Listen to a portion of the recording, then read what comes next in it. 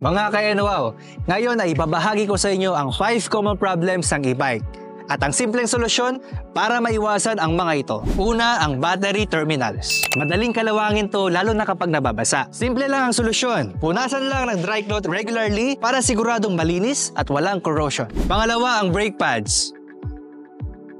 Normal lang na napupudpud to over time. Para safe, palitan every 6 to 12 months. Or agad-agad kapag narinig mo na yung screeching sounds. Pangatlo, ang mga loose wires. Higpitan lang ang connections regularly para iwas short circuit. Pang-apat, ang gulong.